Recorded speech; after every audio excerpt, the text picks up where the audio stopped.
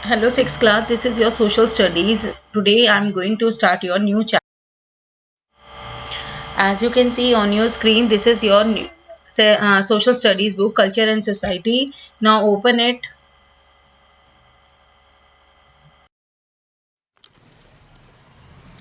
As you can see, class, this is your chapter number 15, Weather and the Climate. Now, um, we have understood in the previous lesson also कि हमारा weather जो है what is the weather weather होता है हमारे एक particular area का कुछ टाइम के लिए जो चेंजेस हैं या उसके अंदर अप डाउन हो रहा है टेम्परेचर में उसको मापना जो होता है दैट इज कॉल्ड वेदर और बड़े एरिया के लिए लंबे टाइम के लिए आप वहाँ के कंडीशंस को मापते हैं तो उसको कहा जाता है क्लाइमेट ठीक है and for the thousand of year scientist ने ट्राई किया था to predict the weather the study of weather की स्टडी करना और उसके एलिमेंट्स के बारे में जानकारी लेना that study is known as meteorology meteorology ठीक है नेक्स्ट वन इज आपका मैंने वेदर बता दिया था कि डे टू डे कंडीशन के अकॉर्डिंगली एटमॉस्फेयर के बताएगा जिसपे आपका टेम्परेचर भी आ जाएगा रेनफॉल भी आ जाएगा and wind also will be there climate आपका लंबे टाइम के लिए होता है ज्यादा एरिया के लिए होता है next one is your atmospheric temperature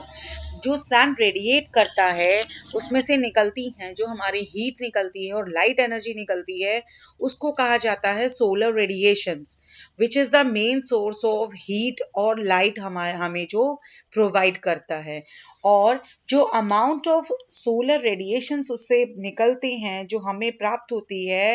received by the earth surface is called insolation understood and जो हमारे अर्थ सरफेस का जो सरफेस है एब्जॉर्व करता है maximum solar radiations during the day पूरा दिन में जो उसको सोलर रेडिएशंस मिल रही हैं वो सभी रिसीव करता है और रात में क्या होता है जो heat which was absorb during the पूरे दिन में जो हीट उसने एब्जॉर्व की थी इज रेडिएटेड बैक उसको दे देता है वो this is known as terrestrial radiations इसको बोला जाता है समझ गए जो पूरा दिन में एब्जॉर्व कर रहा है और उसको पूरी हीट को विच वॉज पूरे दिन में जो एब्जॉर्व उसको रेडिएट कर देता है बैक रात को पूरे दिन ठीक है पूरे दिन की उसको इस प्रोसेस को कहा जाता है terrestrial radiation next one is measurement of temperature का जैसे आपको स्क्रीन पे दिख रहा है वी हैव हमने गैस लिया है उसको हमने ऑन किया देन एक हमने पतीला ले लिया उसके अंदर अपने पानी डाला है जो पानी से उबल के जो गैस वापस अंदर हो रही है दैट इज कॉल्ड कन्वेंशन और हमने जो कंडक्शन आपको दिख रहा है वो दैट इज कॉल्ड कंडक्शन अभी मैं जैसे आपको thermometer is made up of a glass tube which is filled with the mercury and mercury expand more than the glass when it is heated का जैसे उसको हीट करेंगे आप वो इंक्रीज हो जाएगा सम ऑफ द थर्मामीटर्स जो है वो फिल्ड होते हैं अल्कोहल से बिकॉज अल्कोहल भी हमेशा बढ़ता है देन द ग्लास जब उसको गर्म किया जाता है that is going to show you ये आपके नीचे रेडिएशंस निकल रही हैं यहाँ से ठीक है and temperature is recorded in the degrees में आपको थर्मामीटर ऊपर स्क्रीन पे दिख रहा है जो आपका किस में नापा जाता है first one is your Celsius और Fahrenheit and these are two scales named after the scientist by whom और ये जब किए गए थे सेल्सियस स्केल से उनको नाम से इनको जाना गया था फ़ारेनहाइट के नाम से फ़ारेनहाइट स्केल जो इसका बॉइलिंग पॉइंट है 32 डिग्री एंड 212 डिग्री है इसका एंड दे आर बोथ डाययूरनल हैं सीजनल चेंजेस हैं इनके अंदर and heating of the atmosphere की जो हीटिंग होती है वो कब होती है जब हमारी सोलर की रेडिएशंस पास होती हुए हमारे एटमॉस्फेयर से जाती हैं वो हमारे अर्थ के सरफेस पे डायरेक्टली गिरती हैं जिससे हमारा जो सरफेस है वो ऑब्वियसली गर्माएगा और this heat is further transmit to the upper layers में और उससे हमारा एटमॉस्फेयर क्या हो जाता है गर्म हो जाता है और हमारे कौन से फैक्टर्स हैं जो टेम्परेचर को इफेक्ट करते हैं जिससे असर होता है हमारे टेम्परेचर पे first one is your latitude altitude और डिस्टेंस हमारा जो समुद्र से कितना है उसके ऊपर भी डिपेंड करता है अपर एयर करंट्स और प्रिवेलिंग द विंड्स को कैसे प्रिवेल कर रहा है वो। Next one is your ocean currents में लहरें जो आ रही हैं वो किस तरीके से, ठीक है, and we have read about it. जैसे आपको स्क्रीन पे देखिए आपकी पिक्चर दी हुई है यहाँ पे हीट जोन्स की, it is very important. First one is your equator, उसके ऊपर की तरफ आप जा रहे हैं torrid zone, tropic of cancer है, ये आपको कॉपी में बनानी है। This is very important figure which you have to learn it, ठीक है। एंड मेजरमेंट ऑफ प्रेशर भी मैं आपको प्रीवियस क्लास में aneroid barometer which is use to measuring the atmospheric pressure के लिए, बैरोमीटर भी मैं आपको बता चुकी हूँ, एटमॉस्फेयर के प्रेशर को मापने के लिए हम इसको यूज करते हैं, ठीक है। एंड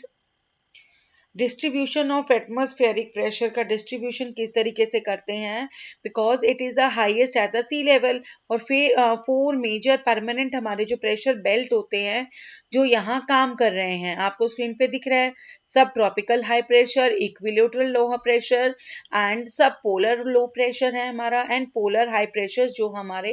रेडिएशंस कर रहे हैं और किस तरीके से कन्वेंशन सेल्स यहाँ काम कर रही हैं जो प्रिवेल करती हैं सरफेस पे विंड्स को, ठीक है।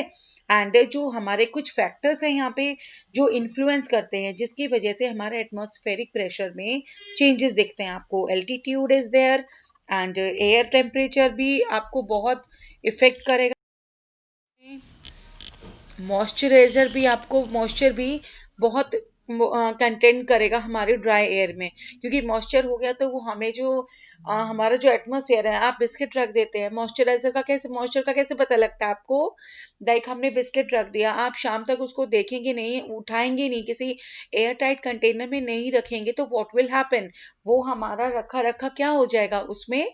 हाँ बोली बोली, वेरी गुड, हाँ जी बिल्कुल, उसमें सीलन आ जाएगी, है ना, आप उसको खाएंगे तो वो आपको टाइट टाइट नहीं लगेगा, वो सॉफ्ट सॉफ्ट सा हो जाएगा, उसका टेस्ट में भी बहुत चेंज हो जाएगा। Okay, next one is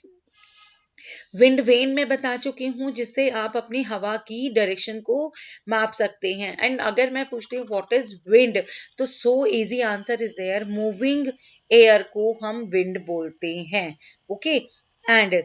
anemometer भी मैं आपको बता चुकी हूँ, हमारी विंड की स्पीड को मापने के लिए जो हमारा इंस्ट्रूमेंट यूज होता है that is called anemometer. Okay, and next one is your planetary winds, हमारी क्या होती हैं, जो हमारे these winds are known as prevailing winds और परमानेंट विंड्स होती हैं जिनको कहा जाता है जो constantly in a particular direction में हमेशा पूरा साल एक ही डायरेक्शन में जाती रहती हैं, उनको प्लेनेटरी विंड्स कहा जाता है। जो हमारी ट्रेड विंड्स होती हैं, वेस्टर्लाइज एंड द पोलर विंड्स होती हैं, ठीक है। एंड पीरियोडिक विंड्स क्या होती हैं, जो सीजनल होती हैं, किसी पीरियड के according, are those that blow without fail at a certain time of the, कि हाँ अब ये इस साल मतलब इस महीने में अगर ये हवाएं बहती हैं तो वो बहेंगी चाहे कुछ भी हो जाए, ठीक है, तो इनको बोला जाता है। और हमारे main types of periodic winds कौन सी होती है, monsoon winds, land and sea breeze होती हैं, ठीक है। आपको देखो सी ब्रीज का यहाँ पे आपको दिख रहा है, यहाँ पे आपको कूलर इन एयर सिंक्स, वो वापस उसमें आ जाता है, उससे फिर सी ब्रीज जाती है जिसमें वार्म एयर निकलती है और वो फिर राइज है एयर हेल्प करती है क्लाउड्स को बनाने में, तो इस तरीके से ये आपका सर्कल चलता रहता है यहाँ पे, ठीक है। एंड ये आपका सी ब्रीज हमने पीछे किया था, यहाँ हमने लैंड ब्रीज किया है, जो हमारा ऊपर जा रहा था वो लेफ्ट में जा रहा था ना, अब यहाँ पर उसका उल्टा सीन आपको दिखाई दे रहा है, बिकॉज सी ब्रीज में हमारी जो विंड है ब्लो करती है फ्रॉम सी से लैंड की तरफ जाती है, उसको सी ब्रीज, और इसमें उल्टा होता है, the wind blows from land से सी की तरफ जो जा रही है उसको बोला जाता है land breeze. Okay, and local winds क्या होती हैं, जो हमारी शॉर्ट टाइम के लिए चलती है, कि हाँ पता नहीं हो आती तो नहीं है ये वाली हवा, चलती तो नहीं है, बस आज ही हवा वैसे ही चल रही है, तो वो हमारी लोकल विंड होगी जिसको लू, चिनोक, फोन, इस तरीके से नामों से भी हम जानते हैं। लू भी आपको मालूम है, और बाकियों का भी ये है कि आपको आपका जो वो नहीं होगा, लू तो आपको पता ही है, सबसे पहले कि हम लू के बारे में बात करूँ तो जो गर्म हवा, जो तपती वाली हवा की भाई लू चल रही है, मैं तो बाहर बिल्कुल नहीं जाऊंगी, दैट इज कॉल्ड लू। ठीक है। हार्मतिन क्या होता है, जो आपका गल्फ ऑफ गुनिया से निकलती हुए between the end of November और मिडल ऑफ मार्च तक जो चलती हैं हवाएं। फोइन आपका क्या होता है, that is strong dry local wind होती है, जो आपकी स्लोप ऑफ द माउंटेन के ढलान से आपकी तरफ आपको आते हुए महसूस होती है। नेक्स्ट इज चिनोक, क्या होता है आपका लोकल विंड होती है जो ब्लो करती है in the eastern flank of the Rockies में, जो आपका नॉर्दर्न अमेरिका में ज्यादा आपको देखने को मिलती है। मॉइस्चर मैंने बताया था कि आपके एटमॉस्फेयर में कुछ आपका नमी होगी, दैट विल बी कॉल्ड आपका मॉइस्चर। एंड एवेपरेशन, जब हमारा वाटर हमारे एटमॉस्फेयर में वो आपको गैसियस फॉर्म में मिलता है, लाइक आप किसी पानी को अपने गैस पे किसी बाउल में आप गर्म कर रहे हैं, हीट कर रहे हैं उसको, उसमें से जो भाप निकल रही है वो एवोपरेट होके जा रही है, भाप निकल के जो बाहर ऊपर की तरफ जो आपको दिख रही है गैस के फॉर्म में, दैट इज एवेपोरेशन। ह्यूमिडिटी क्या होता है, जो एक्चुअल अमाउंट हमारा वाटर वेपर का हमारी एयर में जो प्रेजेंट होता है, जिसको हम नमी बोलते हैं, ह्यूमिडिटी बोलते हैं, एंड इसको हम एब्सोल्यूट ह्यूमिडिटी भी बोल सकते हैं। ठीक है। एंड इसको रिलेटिव ह्यूमिडिटी भी बोला जाता है, because it is a measure of dry air या मॉइस्चर एयर जो हमारे एटमॉस्फेयर में है, उसको रिलेटिव ह्यूमिडिटी। कंडेंसेशन क्या होता है, जब मान लो वो पतीला आपने जो रखा था गैस पे गर्म हो रहा था, आप उसके ऊपर एक प्लेट ढकते हैं, आप प्लेट को हटाएंगे, आपको उसमें कुछ बूंदे बूंदे उसको आप हटाएंगे तो उसमें से कुछ पानी आपको वो बूंदों बूंदों का ना पानी के रूप में आपको मिलेगा। क्यों मिलता है वो, क्या होता है वो, क्योंकि जो स्मॉल ड्रॉप्स आपकी वो उसमें ठंडी होके उसने क्या बना दिया, वाटर पेपर ने स्मॉल ड्रॉप्स पानी का बना दिया, जिससे वो कंडेंस हो गई और उस कंडेंस ने आपका डस्ट पार्टिकल्स को प्लेस कर दिया। ठीक है। Precipitation, temperature at which the amount of जिस टेम्परेचर पे आपका अमाउंट ऑफ वाटर वेपर जो एयर के अंदर प्रेजेंट था वो एक मैक्सिमम लिमिट तक आ जाता है, जिसको कहा जाता है due point of the air. ठीक है। Next one is your types of rainfall. आपके 3 मेन टाइप्स ऑफ रेनफॉल होती हैं, आपको पता होना चाहिए, convectional rainfall, orographic rainfall and cyclonic rainfall. ठीक है। नेक्स्ट आपका देखिए यहाँ टॉपिक आपका है कन्वेंशनल रेनफॉल क्या होता है, लाइक आपका प्रेसिपिटेशन हो रहा है, फिर कंडेंस हुआ वहाँ पे, और उसके बाद आपका कंडेंस होके और वहाँ से रेन बन के दोबारा पानी में, ये आपका ऑर्गेनिक वो चलता रहता है, आपका एक process cycle. Orographic rainfall is called, इसको रिलीफ रेनफॉल भी कहा जाता है, which is cause by the relief मिलता है जो ओरोग्राफी ऑफ द लैंड को, क्योंकि जो मॉइस्चर जो है वो लेडन विंड्स एनकाउंटर माउंटेन्स और उसमें चली जाती हैं, air is force to rise up the slope of the mountain को बढ़ा देते हैं, जिससे हमारे बादलों का निर्माण हो जाता है, और बादलों का निर्माण होने से जो बारिश हमारी हैवी रेनफॉल होती है वो गिरती है और एक रिलीफ मिलता है रेनफॉल को, that is called the orographic rainfall. Next one है साइक्लोनिक रेनफॉल। साइक्लोनिक आपको दिख रहा है, ये साइक्लोनिक का दिख रहा है आपको, जैसे इसकी फॉर्म में आपको वो दिखाई देगी वो, when the area of the low pressure is created, winds rush into the pockets or the low pressure from all the sides, and the point where the warm mass of air meets the cold air mass is called a front बोला जाता है जिसको। ठीक है। जहां से आपको सीधी हवाएं आपको मिल रही हैं जिस पॉइंट से। Okay. And when the temperature drops to below the dew point, से जब नीचे चला जाता है, when the air can no longer hold और इट्स वाटर को जब वो नहीं रोक पाता है, जब वाटर कंडेंस होना स्टार्ट हो जाता है, क्लाउड्स बनना शुरू हो जाता है, जब बारिश हमारा